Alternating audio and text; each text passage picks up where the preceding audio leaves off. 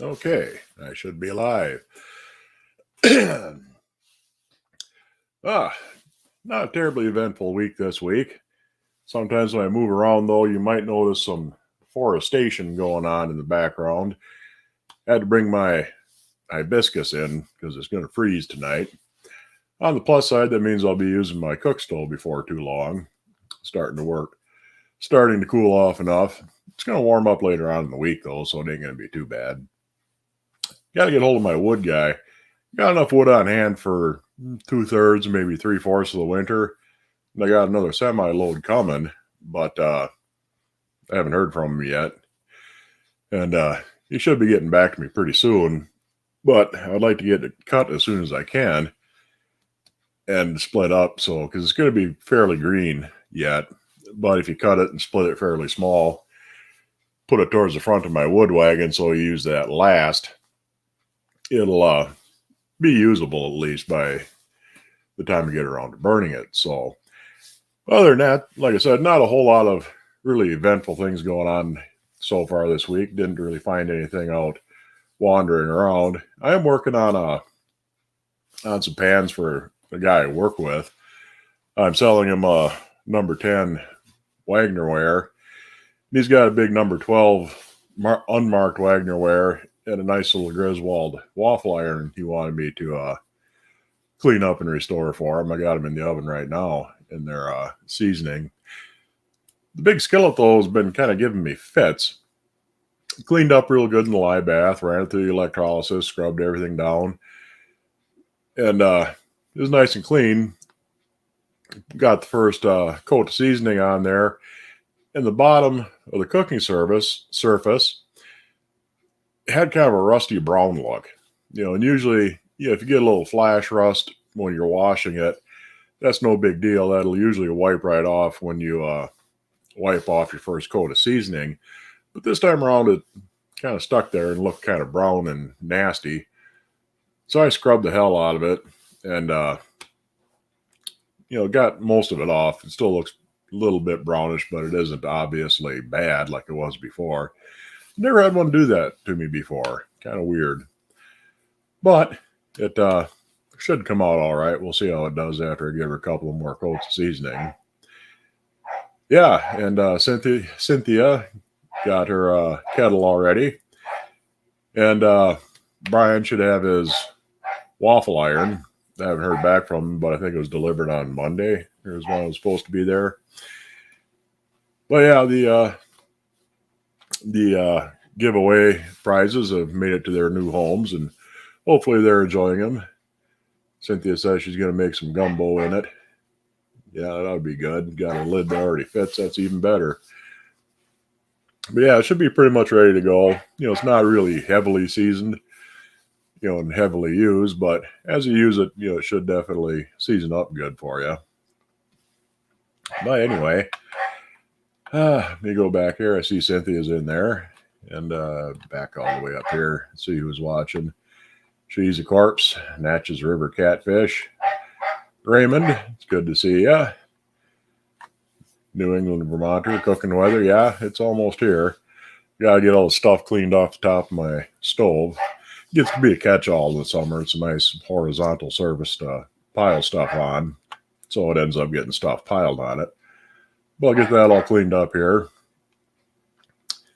Chris Salverson, Gregory Green, Milk and Honey Heritage Farms, Darla Allred, Mike Newby, Raymond, the Purring Lady up there in the UP, R.T. Scott, Debbie, Brenna 1971. Happy Tuesday to you too. Bookworm, always nice to see you. Corey Clark, Kevin Hanley, Billy Lee, nice to see you. I think that's everybody. Prairie Queen made it. Yeah, it came so fast. Yeah, kind of surprising the post office got it there that quick. Usually it takes a few days longer, but it pretty much got there, 2 days, 3 days, I think it was.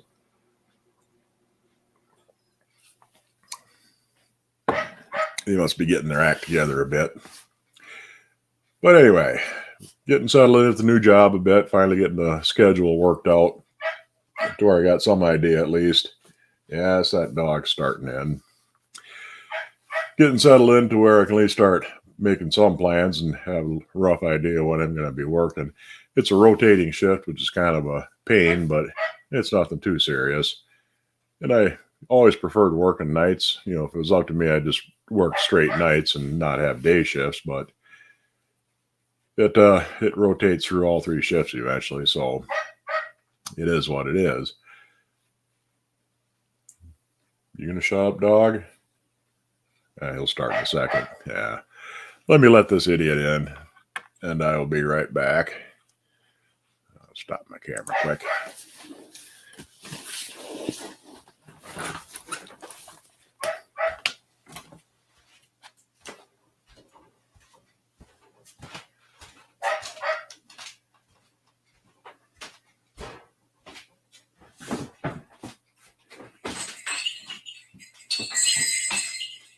Shut up. Get in here. Come on. Not you. I don't need you pushing me around.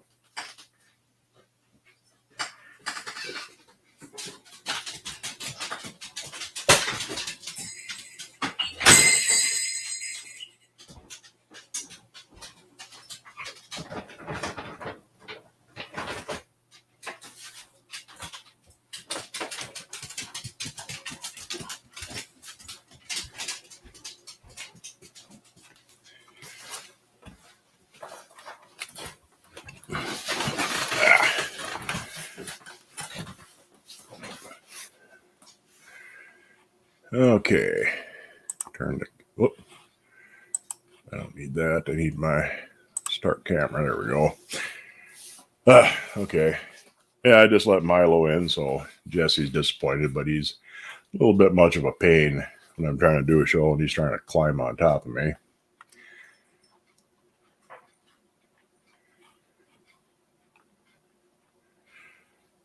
Let's see. Back up a little bit here, see what I missed while I was away. Yeah, listen to the puppy. Got a 3-notch lodge and 1 and 8 and another 10. I swear you don't need no more. Yes, you do. Don't lie to yourself. You know you want some more.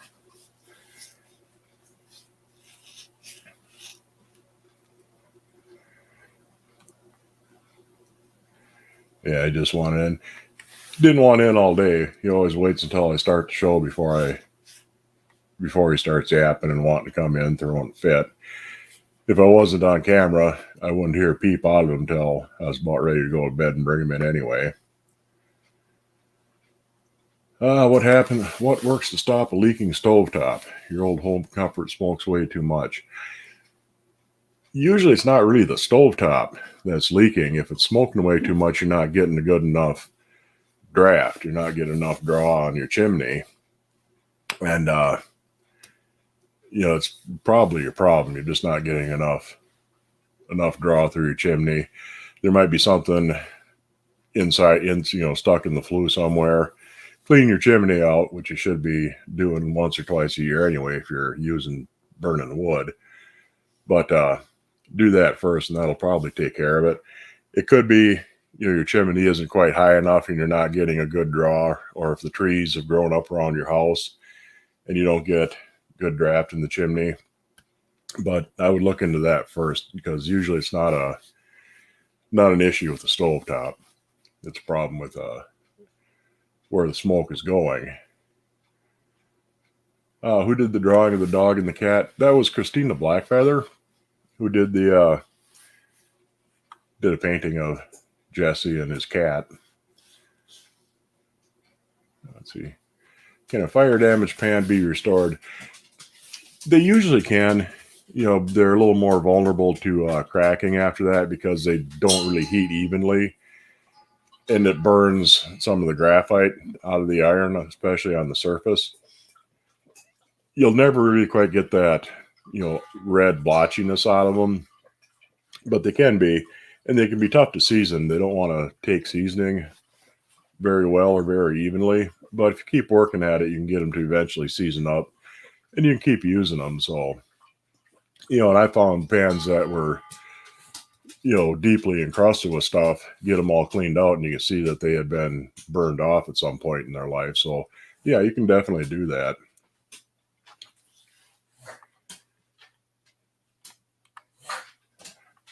Yeah, it's his tags on his collar hitting the water bowl.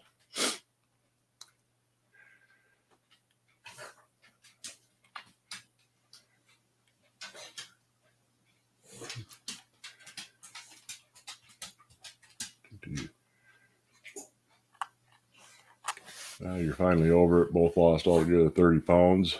You lost 12 and he lost 17. Yeah, it's, being sick, you can definitely lose weight fast. I wouldn't recommend it though. You get tired easier. Yeah, it's hard on the lungs. I mean, even, if it doesn't do any damage to your lungs, you still get so much phlegm and buildup in there, you just don't have breath for quite a while. But usually it comes back in time. It takes a while for your lungs to get cleared out good. Will I be doing any more live cooking on the wood stove? Yeah, I will definitely be doing that. Shortly, or within the next 3 or 4 weeks, I'll probably start. I gotta, like I say, you can see all the junk I got stacked on there. That won't take long to clean off and clean her out inside, and then I'll start in on it. There's a few recipes I still want to try. I still got a bunch of old recipes that I wanted to try out. Usually I test them out before I actually do it on camera. So once I get underway here, I'll definitely be doing some. Find anything on Goodwill? Not lately. I mean, there's a couple things I was kind of looking at on the Goodwill website. I bid on a couple, got outbid on some of it, but I haven't gotten anything recently. I finished up my cast aluminum process video yet. I got it shot and I still ain't got the damn thing edited. I just haven't had time to turn around and get it done. But hopefully, I keep promising, yeah, it'll be soon, and it will be soon. But I'm sick of trying to figure out when. How's the weather there? Still 90 in Texas. It's starting to cool down. Like I said, it's going to freeze tonight. It's supposed to get down to about 30. It's been kind of cool and rainy the last few days, but it's going to warm back up into the 70s towards the end of the week. But it's definitely starting to turn. And beyond that, kind of hard to say, but usually this time of year, it's upper 50s, lower 60, and, cools down from there. Gail Hooper, you just got here. Well, nice to see you. Yeah, life always gets in the way of the fun stuff. I know, and like I said, I got it shot. There's one little bit that I might reshoot, but given as long as it's taken me, I might just say to hell with it and run with it anyway. But yeah, I just ain't had time to sit down and put it all together. And yeah, doing live cooking, I already answered that. Yeah, I'm definitely going to be doing that.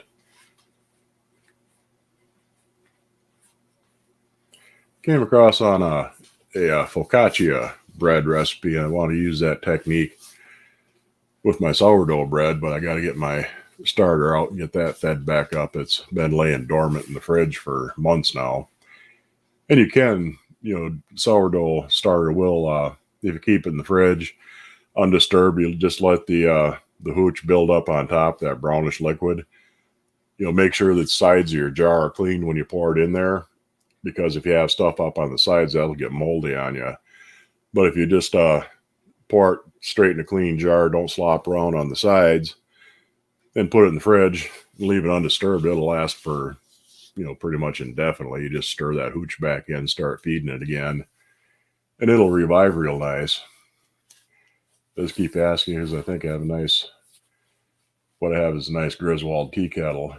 I'd like to redo it, but there's nothing I really want to follow. Yeah, I mean, it's not that difficult. I've experimented with a few different products to to get the grungy stuff off, and I found something that works good. And yeah, I'll get it out there eventually. Check out persimmon seeds. 2 out of 3 were spoons. Oh, checked out persimmon seeds. Okay. We don't have persimmons around here. I did get some seeds that I want to try out next spring. They're lemon drop peppers. They're a little hot pepper. They're fairly hot. They're not super bad. They're like about the equivalent of cayenne peppers, but they're yellow and they have a kind of a citrusy, sour tanginess to them. And it sounded really good. And it should be good. Make some nice hot sauce out of it. You had a frost last week. Autumn's definitely here. Yeah, this will be the first frost of the year. And it'll be a fairly hard one too. So gonna get, like I said, it'll get down to about 30, and that'll make all the leaves turn at once. Fall is here. Hunting season in a week. Yeah, archery deer season opened the 15th around here, 15th of September. And there'll be duck and goose hunting coming up pretty soon too.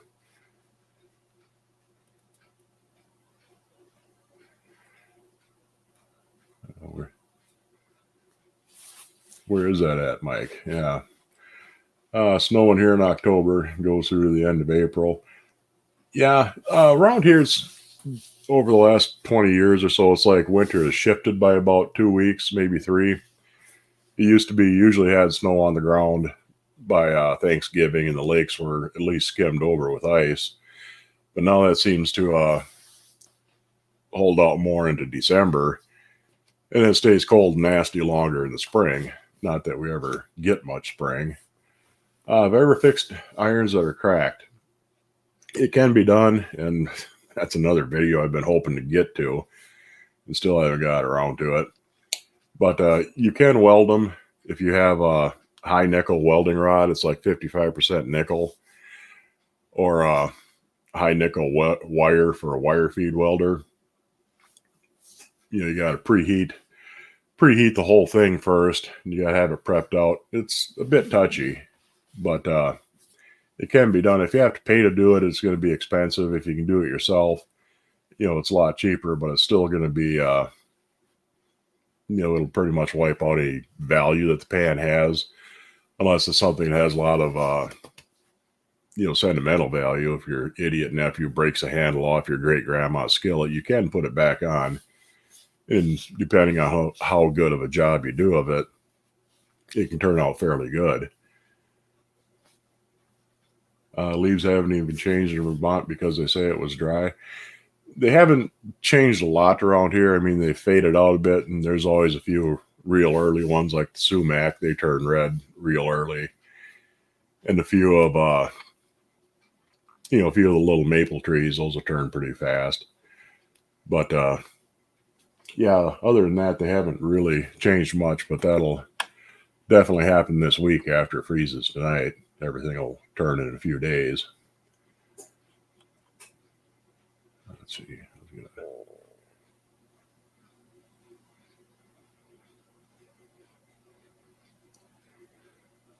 I found number 12 Wapak for $20. Well, that's a hell of a deal because especially bigger ones, Wapak go for quite a bit of money now. There's a lot of people they really caught on. People already gotten interested in them. In fact, there's a chicken foot Wapak. I think it's 11 or 12 on the Goodwill site. And that's already bid up pretty high, and it's got almost a week left to go.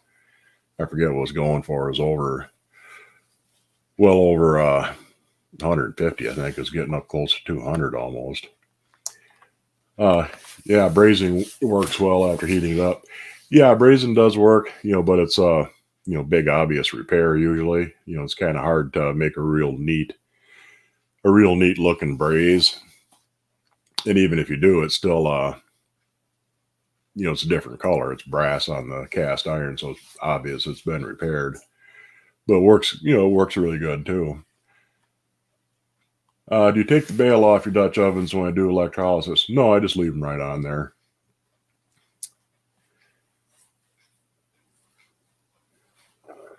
Yeah, more and more people have found the joys of cooking with cast iron.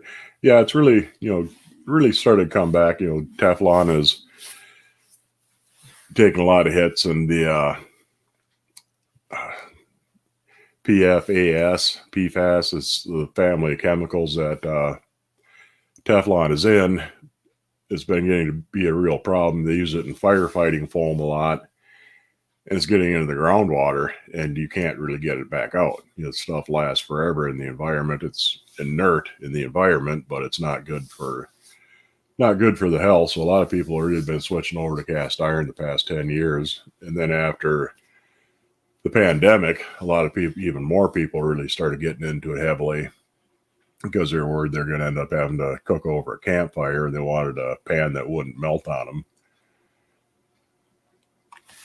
Yeah, you've been watching that chicken foot too. Yeah, I bet it will go over 300. I can't remember if it was 11 or 12, or it's a bigger pan, and the chicken foot ones are especially scarce. In case you don't know, a chicken foot Wapak, the letter P in the middle of the word Wapak has kind of a triangle base on it. It's got two little lines, and they call it a chicken foot. And they're not real common. They didn't make nobody's quite sure exactly when they made it. It's on the, it's kind of an arc logo, so it's one of the older ones, probably before 1915. But, there's no real exact date on when they did them. But they're pretty scarce, and they usually go for big money. And a big one like that will go for quite a bit. 300-400 probably wouldn't be out of line for it. What's my cleaning process after a meal?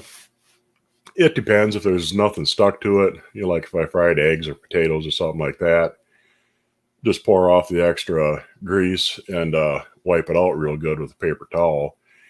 If there's something stuck to it, I just throw it in the sink, wash it with soap and water and a stainless steel scouring pad, scrub it up, wipe it off with a towel, then dry it on the stove. Then I give it a light coat of clarified butter, because I do most of my cooking in clarified butter. You can use pretty much whatever you normally cook in, for fat when you're frying. And it doesn't, a pan that's well seasoned, it's not going to hurt it, because seasoning shouldn't be a big buildup of layers and layers and layers of baked on stuff. And if stuff's flaking off, you got too much on there. So it doesn't it doesn't hurt them to use soap and water, to use a scouring pad on them of some sort. And just make sure you dry them good on a stove, and recoat them with whatever oil you usually cook with. Honey J. Badger, good to see ya.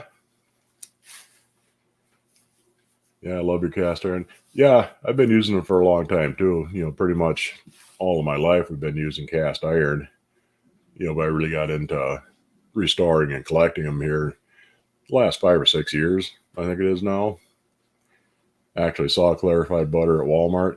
Yeah, and a lot of times I find it in the natural food section as ghee, which is the Indian version of it. Usually with ghee, they'll let the butter brown a little bit, so you get a little bit of a browned butter taste to it. But just regular clarified butter, you just melt it and separate the oil off from the water and the milk proteins. But yeah, they've been selling it at stores for quite a while. 6 drops. Hey, nice to see you, babe.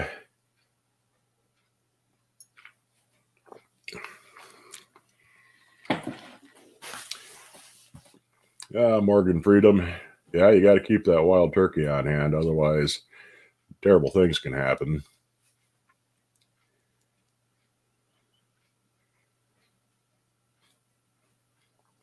Yeah, you make it yourself also. Let's see here. You need another drink.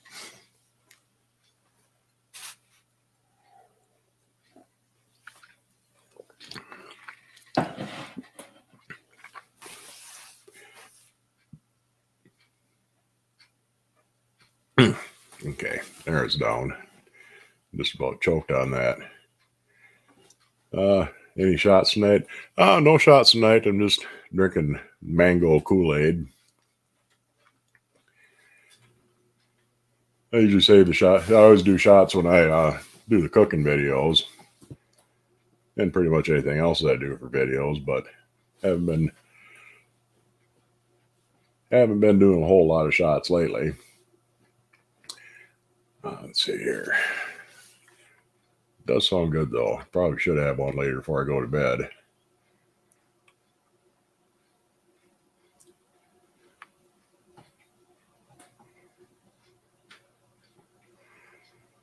Let's see. I got a Griswold large logo number 8, the number 8 Wagner chicken fryer, a couple of Lodges, a BSR, the lid, $20. That's a great deal. It's always nice when you get a whole pile of stuff for next to nothing. There's a guy that sets up a little thrift sale, flea market kind of thing, usually over Memorial Day and Labor Day weekends, not too far from me. He's usually got some, fairly decent cast iron stuff. Didn't have a whole lot this time around, at least nothing I was terribly interested in, but he's always got a few odds and ends.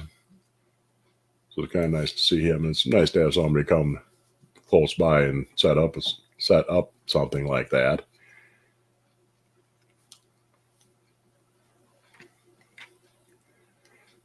Turkey Day is soon. It'd be cool to cook something on the wood stove, easy, but Thanksgiving-y. Yeah, there's all kinds of things I could think of anyway. I wanted to see if I could make a squash pie. I got some canned squash from last year, and I think if I make it basically like a sweet potato pie, should work out. I'm going to give that a try and see how that does. I haven't tried baking a pie in that oven yet. That ought to be a blast. But, yeah, I definitely have to give that a try. Because I think it should work pretty much the same as as making a sweet potato pie. I don't know what kind of adjustments it would need. I'll have to try a test run with it and see how it works out. But I got plenty of squash on hand, so... besides your pup, do you have any other fun fur kids? There's some feral cats that live outside, but other than the 2 dogs, they're the only ones in the house. Although I did have one of the feral cats get in the house, decided he was going to come in and see what was happening inside, had a hell of a time getting him back out. Because, of course, he got in the house and immediately panicked and tried to hide, so finally had to chase him down and close the doors, make sure he wasn't in a room before I closed the door to the bedroom and the bathroom and all that. And finally got him rounded up and chased out the door again. He hasn't tried to get back in since, though, so... what state do I live in? I'm in the northern part of Wisconsin. Yeah, Debbie, you have feral kitties too? Yeah, they keep the mice down. It's getting to be mouse season. I haven't seen any in the house yet, but I'm going to have to start putting traps down again because they invade this time of year once it starts turning cold. And it's definitely cobweb season. All the spiders that hatched out over the summer have moved in the house, and anything that sits still for more than about 20 minutes, all of a sudden there's cobwebs on it. I'm half tempted just to let the damn things go and leave them till Halloween, because it's okay to have cobwebs in your house for Halloween. Looking above, there's a light up by my monitor. There's a bunch of cobwebs there that weren't there yesterday. Long-handled fishnets are good for that. Somewhere around here I've got a duster.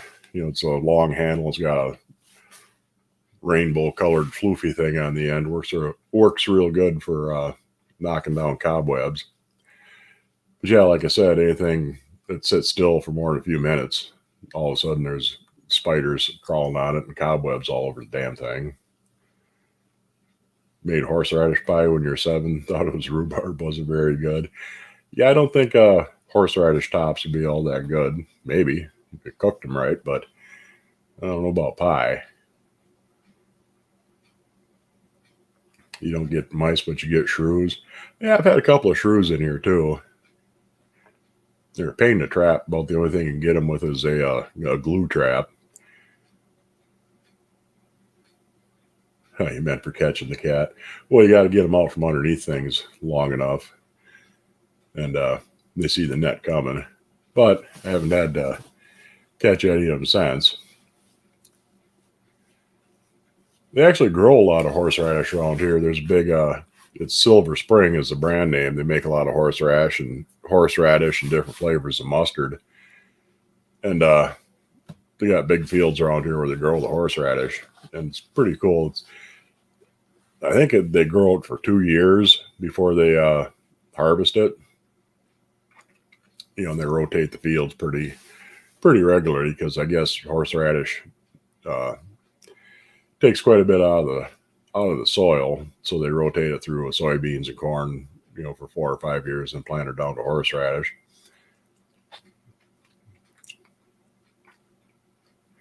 Always been meaning to go out some evening when I'm driving by and pull up a few roots for myself, but never got the time. I'm always going somewhere.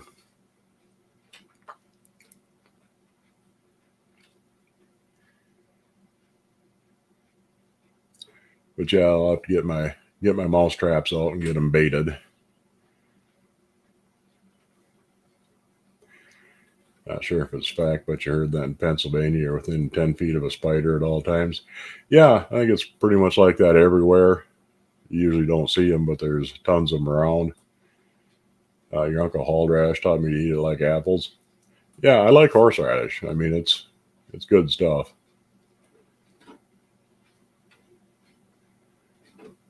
Have you been doing much canning?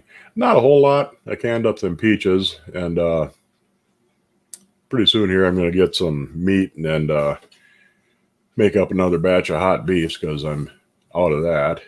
Got to get some more sauerkraut going. But beyond that, I haven't really canned up that much this year. I didn't put a garden in because I planted apple trees up where my garden is, because I already had that fenced in to keep the deer away from them for a few years. And I'm expanding my garden, clearing some brush and digging out roots where that is, and that'll take a couple of years to get that shaped up good enough to where it's good enough for a garden, because you try and tear the roots off. There's a lot of popple trees out there, popple slashings, and any chunks of popple root will want to resprout. So you're pulling up little saplings for a couple of years once you start plowing it down and digging it up. Lady Starfire, nice to see ya. Have I found any good bargains lately? Not in the last couple of weeks. I haven't found much. There's a little bit of cast iron floating around out there at the secondhand stores, but it was mostly just imported stuff and things I didn't need anyway.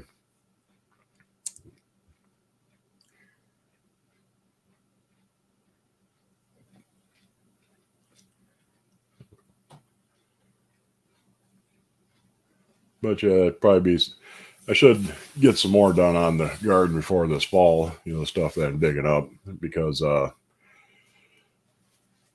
started on it last fall or this spring. Anyway, I started on it and got a bunch of stuff dug out, and some more came back up over the summer, so I got to go through and uproot saplings and pull up more of the roots, because you'll be plowing up roots for the next 10, 15 years. You'd think being in the ground, just a little chunk of root would rot away pretty fast, but they never do. I mean, I'll be pulling roots out of that forever. What is a shrew? It's a very small rodent, known for being mean little buggers. They're about that big, maybe a third the size of a mouse, if that. Got kind of a long nose on them, and they actually have the highest metabolism of any mammal. They have to eat almost their body weight in food every day. So they're quite the little predators, actually. eat a lot of bugs and things smaller than they are.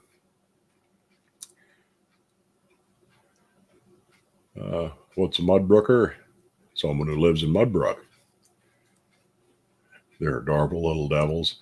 Yeah, they are mean little shits. And they actually have small venom glands. I've heard that. We have voles, almost the same thing as shrews. I think voles are bigger though.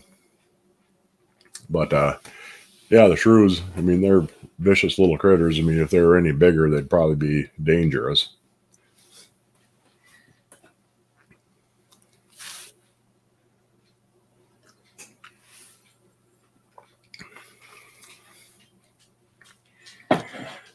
I just bought a Wagnerware tea kettle. If I season it just for looks, do I leave the inside alone? I usually do. You know, you can, usually the inside there's a lot of rust and mineral buildup in them because boiling water in them for a long time. And if you do get it clean, yeah, I mean, it depends on what you're going to use it for. If you still want to use it for boiling water and things like that, yeah, simmering some vinegar and water in it will help take rust off. Lime, I'm not really sure what would work best on lime. You know, kind of depends on what sort of water they had when they were boiling water in it. But generally, I leave the insides alone. You know, I don't do a whole lot of, if it's got a real heavy buildup, I'll clean them out, but I don't season the inside or anything like that.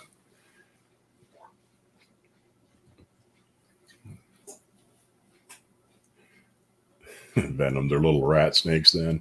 Yeah, pretty much. Voles are awful. They girdled your Japanese Shiro yellow cherry tree. Yeah, that's a good way to kill a tree.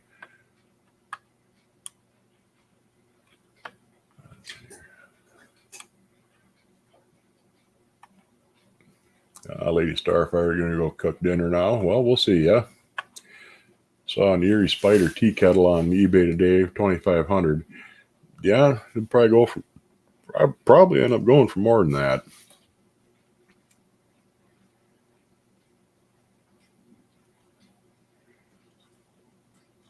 Don't have many, only seen a few of the little bowls.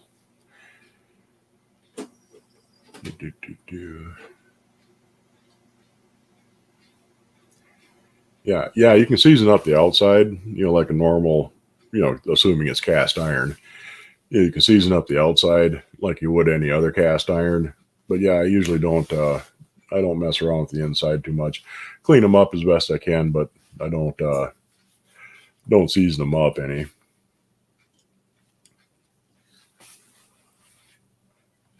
Erie Spider tea kettle on. Yeah, it was in great shape. I'll have to go check that out when I'm done here. It sounds like it'd be neat. No way I could afford something like that, but and I kind of think Erie had a couple of different oddball logos on some of their kettles, their tea kettles, but I'm not exactly positive. They had the diamond logo on a few things, but there was something else, some other kind of weird logo they only had for a couple of years on their, mostly on tea kettles, and I can't remember what it looks like. So, but yeah, I'll have to go have a look at that and drool over it for a bit. Let's see here.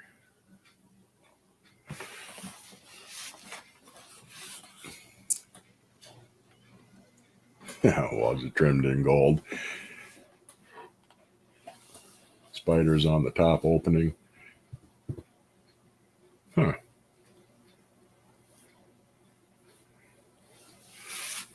Yeah, the Erie Spider skillet. I guess they were only known to exist yet in number 8s, but there's some evidence that they may have made other sizes too, but nobody's quite sure. And all anybody's seen these days is number 8, and those can go depending on what condition they're in. those can go from anywhere from $2,000 to $10,000. I mean, there's one that sold for, I think, almost $9,000. That was really pristine. The logo had a tendency to wear because it was raised above the bottom. It had a heat ring, but they still tended to warp just enough that it would get that logo in contact with the top of a stove, and it tended to wear the logo down. So if you had one that's got a real sharp, clear logo on it, they go for a small fortune. How did you become so proficient on all the cast iron make styles dates? Just looking into things. You come across something, try and figure out what it is, and in the process, you end up picking up lots of different information on lots of different things, trying to eliminate what something is or isn't. And looking on the internet, stuff I have, looking in different books, trying to find as many different sources as you can, trying to find something that looks like it on eBay. And, eBay descriptions aren't always the greatest, but it can point you in the right direction, give you some idea of what something is, so you can actually go and look for that specific item. Once you get a name that you can put to it. And, it's just a matter of doing it, and eventually you're going to learn. You'll pick up, depends on how good your memory is. But, you pick up a lot of things, and as you see more and more stuff or get more and more things, I know the most about the things that I have, but you pick up a lot of incidental information along the way, and that's kind of part of the fun of it. You're always learning something. Learned a few things that were wrong and found out later that it wasn't so. But even that kind of helps, because then you figure out, where you went wrong. I thought Wapak the best, but I picked up an outside heat ring Sydney O and a small logo Grizz.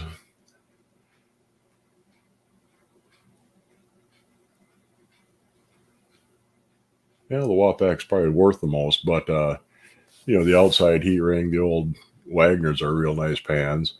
And even the small logo Griswolds are still really great pans.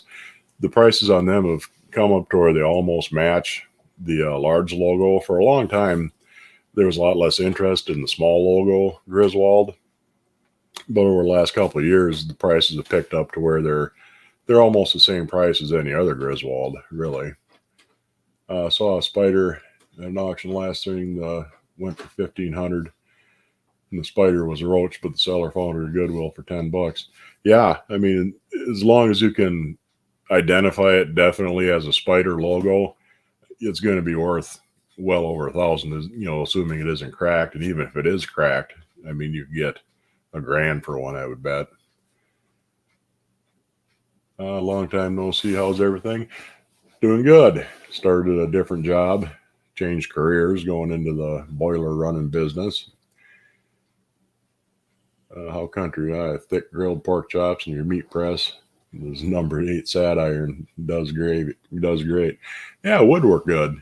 Get that sat iron good and hot and let her press on there.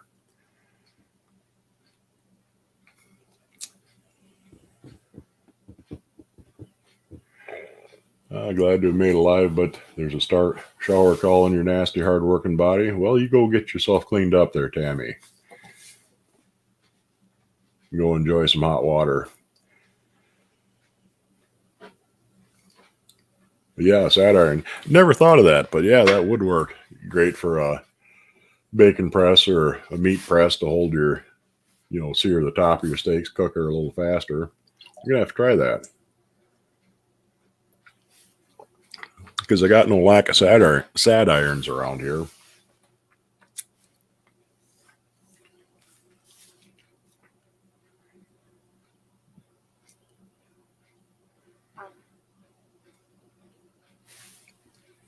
Let's see.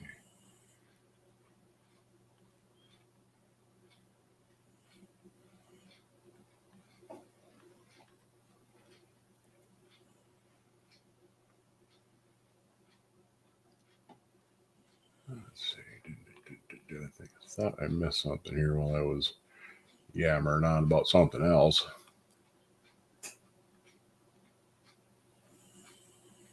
No, never mind. All right.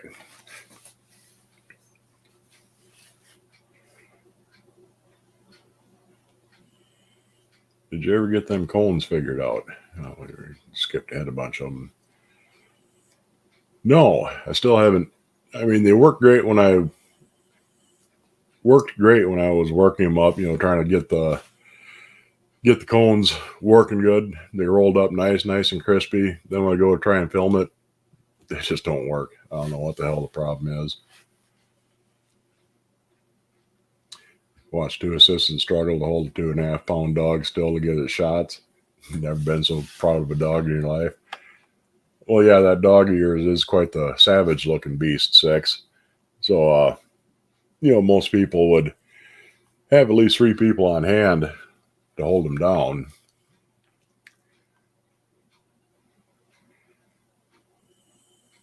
It's a Sheffield on the handle. Ain't that from Martin? I don't know. There's a lot of companies that made irons that didn't make cookware. I know there are Wapak irons out there. I don't know if Wagner and Griswold made any sad irons or either or not. Yeah, I don't know. I don't know if Sheffield would be made by Martin or not. Could be, but I haven't heard. What's the difference in sad iron than cast? Some had the handle cast in as one piece, but a lot of them had kind of a removable holder. You'd have a big kind of oval shaped iron with some kind of either holes in the side or a knob on top that you would put your holder down that had a wooden handle. And that way, when that one got cooled, you could put that back on the fire to heat up and grab another one and go back to your ironing.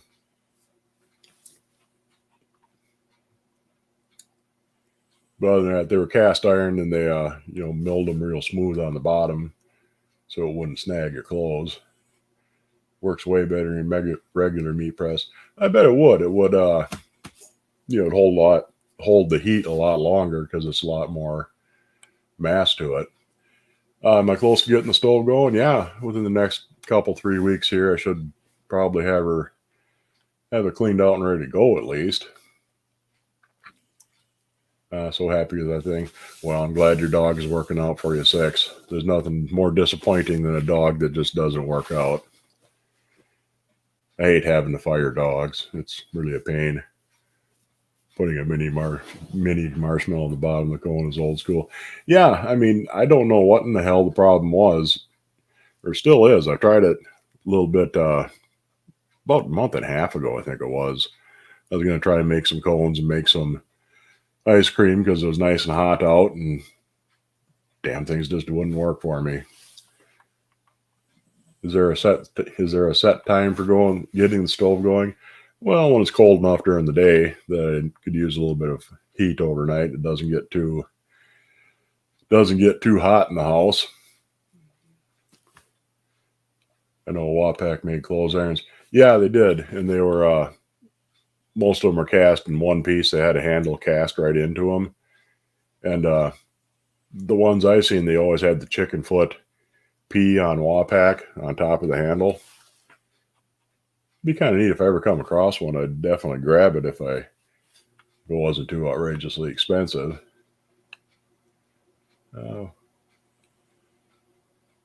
Number 5 Mercedes Wagner pan cleaned up good. Well, that's great. Yeah, like I said, there was a couple of different makers that tried that kind of, 3, they call them Mercedes pans. Wagner did one. I think BSR did one too, pretty similar, where it had three ridges on the bottom, like a heat ring, only radiating out from the middle. And I think the idea behind them was they'd work better on an electric stove. So they'd sit better on top of, because then they were all the coil type electric stoves for the most part, and they would sit better on there. At least that's what I've heard was the idea behind them. Griswold also made one they called a milled bottom, where they machined the bottom really flat, and those are rare and they go for a fortune. Yeah, then that was for electric stoves too, so it would sit on there nice and flat on the heating element of an electric stove. They weren't really marked, but I think they said Griswold under the handle. But it's a really really cool looking bottom. It's a little thicker, a little kind of raised, and then it's obviously machined on the bottom. And those go for quite a bit of money when you find them. I hope all is well. Yes, it is. Sanudo, doing good.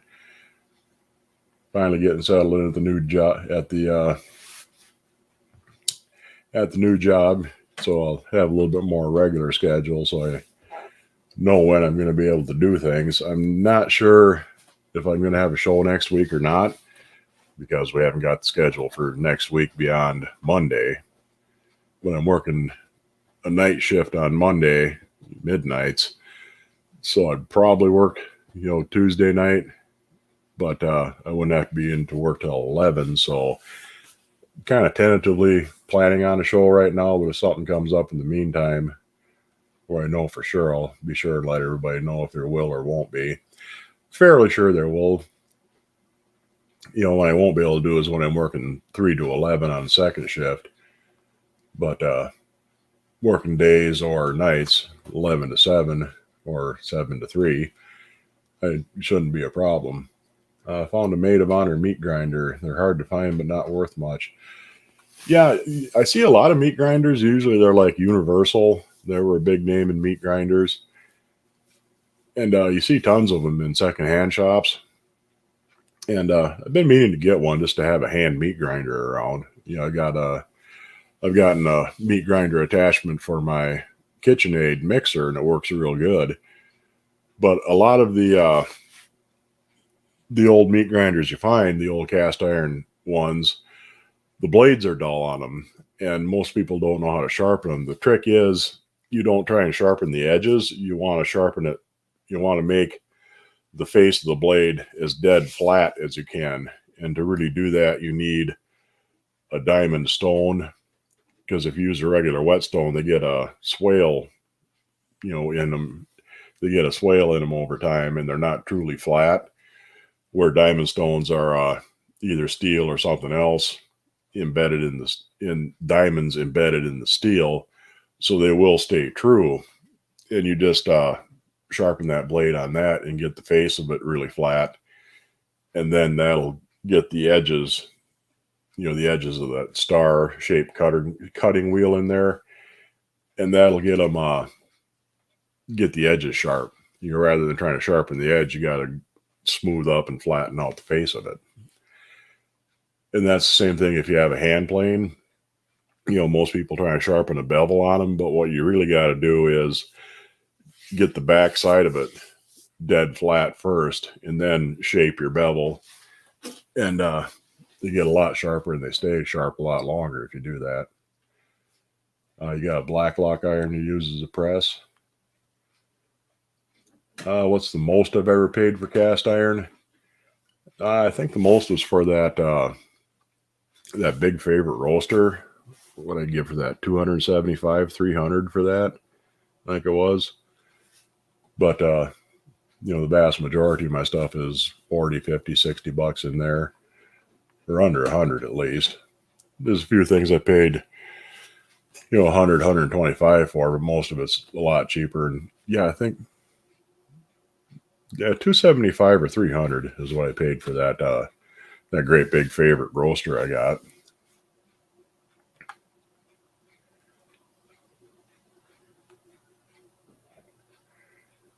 Your press is real cheap. You went from house to house of old relatives and picked up 3 doorstops for cooking now. Yeah, they make good doorstops. I got a bunch of sat irons in the oven to hold my rack up off the bottom, because otherwise the rack is right dead center in the oven, which works good for, like pies or cookies or something like that, or something flat. But if I'm baking bread or anything much more than about 6 inches high, I have to have the rack down a lot farther and just set it on.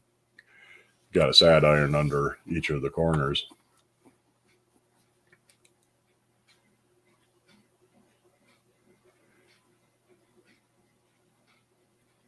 Your hand is broke, but all is well. Broken hands aren't good. I've never broken my hands, but I've crushed both of them, not at the same time. Crushed my left one twice and my right one once, and it ain't fun. Takes a long time to get your fingers moving quite right. You know, for a long time I couldn't pull my middle two or my last two fingers all the way in, and it took a couple 3 years before I could finally get them back where they belong. But surprisingly enough, considering what I've done for a living all these years, you know, my digits are all intact and functioning.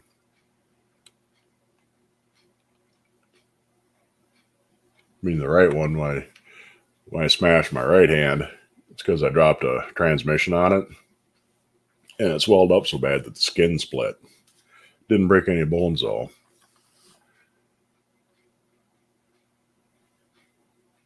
Your father giving you a Climax meat grinder. I've seen those, and never seen a maid of honor.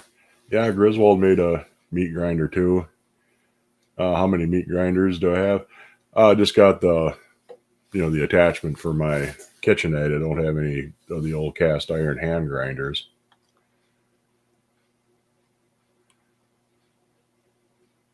But yeah, yep, you sharpen the flats. Yeah, and like I said, I've got a couple of big diamond stones, for sharpening plane blades and for doing stuff like that. And yeah, it really works nice.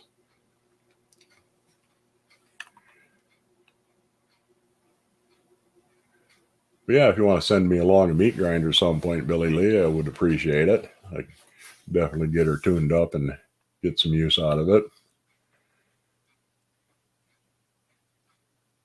Is that favorite roaster a smiley logo? I've never seen you post that one. Yeah, I showed it on here. It is. And on the big roasters like that, well, I'll grab it here. Give me a second. It's easier just to show you.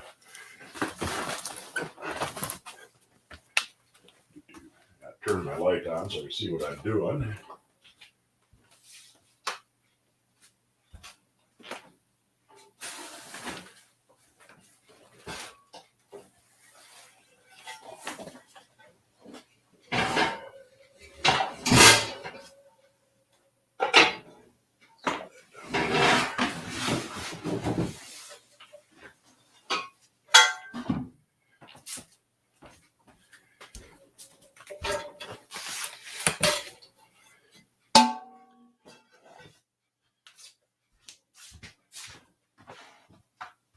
There we go. Remember to turn my light back off so that it doesn't blind you.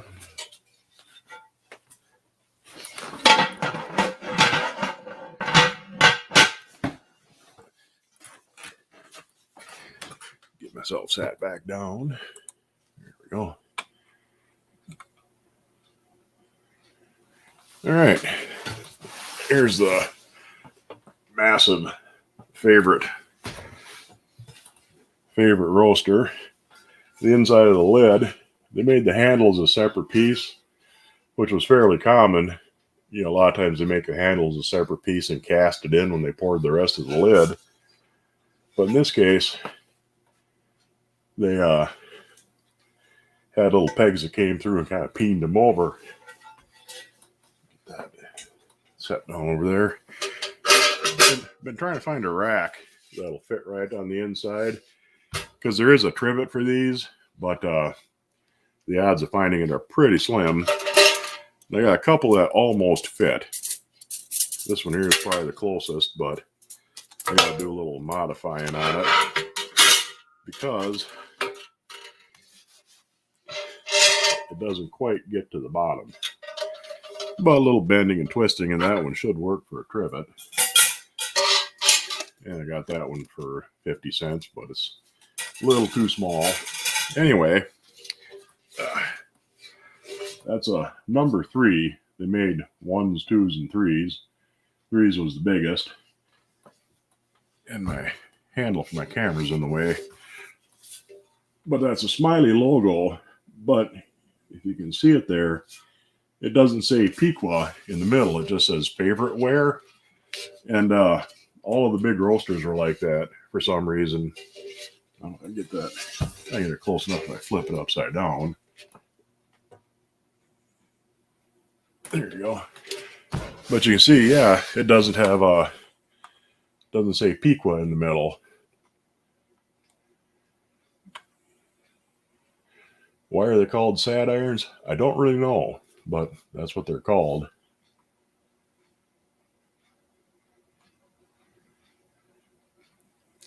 Yeah, Climax meat grinder sounds a little wild for you. They're not really as exciting as they sound, but they are nice.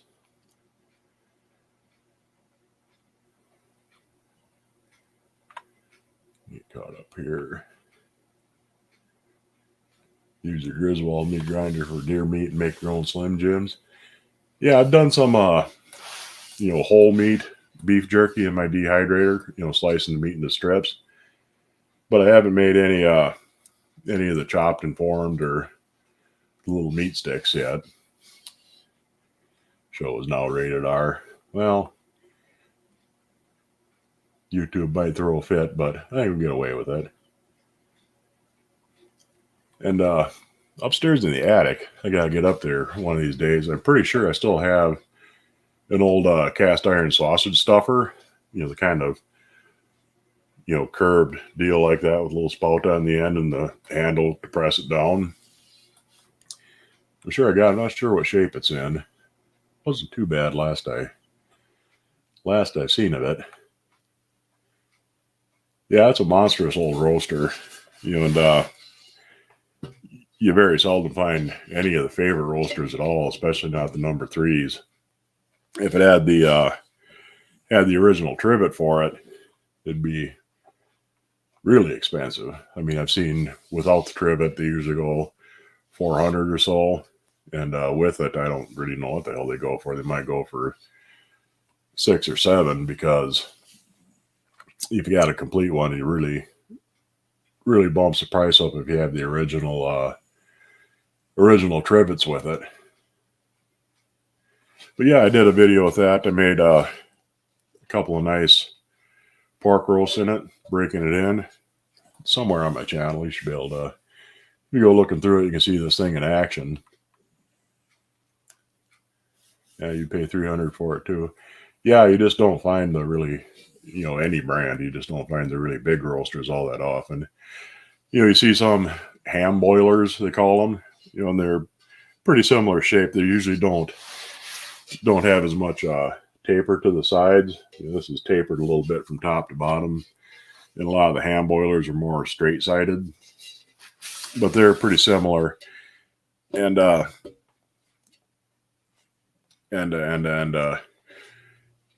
fish fryers are pretty similar too. They're usually not quite as deep. A lot of them are about the same size, but they're a lot shallower. Not a lot, but they are shallower.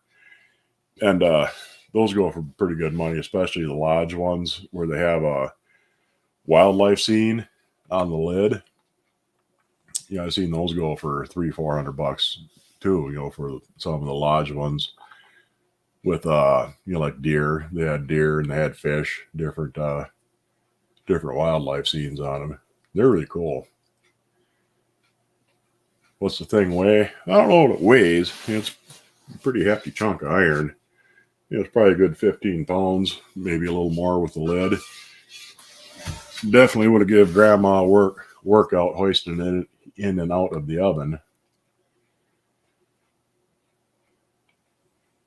Pork fat to the deer burger.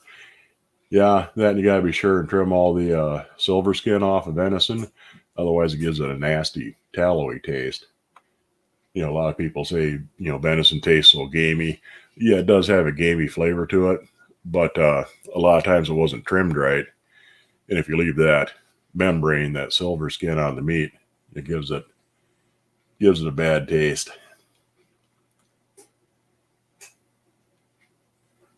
The lid was the right size. Yeah, that's the lid that, that's the original lid for it.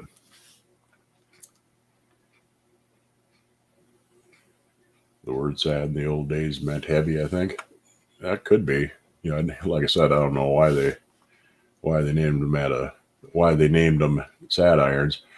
I find that at a thrift store. No, that's from a antique shop that I get a fair bit of stuff from. I know the woman there fairly good, so she usually gives me a pretty good deal on it.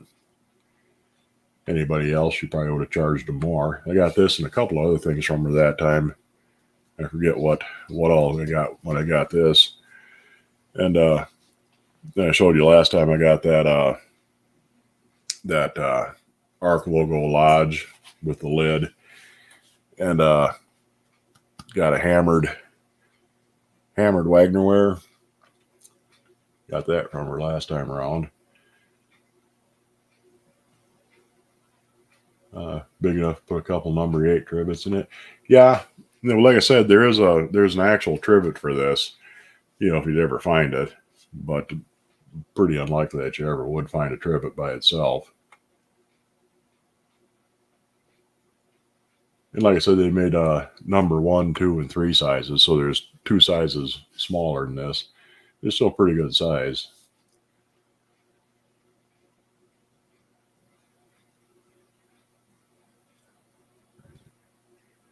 Grandma's pretty buff. Yeah, them old women, they get pretty tough and stringy.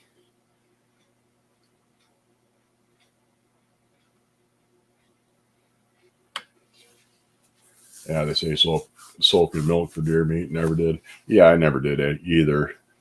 I mean, there's been winters I've lived on venison and potatoes, so gamey has never bothered me any. Yeah, like I said, I did do a video using this. Made a couple of pork roasts with, I think it was a honey cayenne glaze on them. They were really good. Did some veggies and stuff in it. I didn't have a trivet at all for it. Would have been nice because, would have browned them a little better with the glaze when I glazed them. But still, turned out really good. But anyway, we've been at this for a little better than an hour now. And I'm going to wrap her up. Yeah, would definitely feed plenty. I made 2 big pork roasts in there, and it lasted me better than a week of eating on pork roast. So, the lodge hinge lid. Yeah, that's the definitely the right one for that hammered. I got that out in the lye bath. Gonna clean that up a little bit. When I get that all done, get them both seasoned, I'll show everybody here on the show. Hopefully I'll be able to get them done before too much longer. But anyway, like I said, I'm gonna Cynthia, there is, I'll tell you what, I will really quick go and see if I can find it for you. I don't want that. Let's see, studio.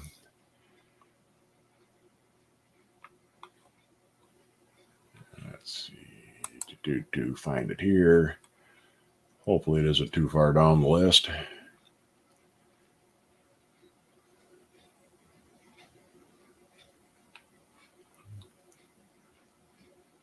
Yeah, there it is. Click on that. Let me get the link. Okay, come back here, and I will post it right. Yeah. Okay. Yeah, there's the link to the video. Yep, there it is.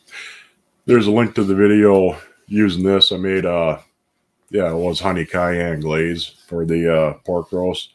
Turned out real good. Anyway, like I said, I'm going to wrap this up.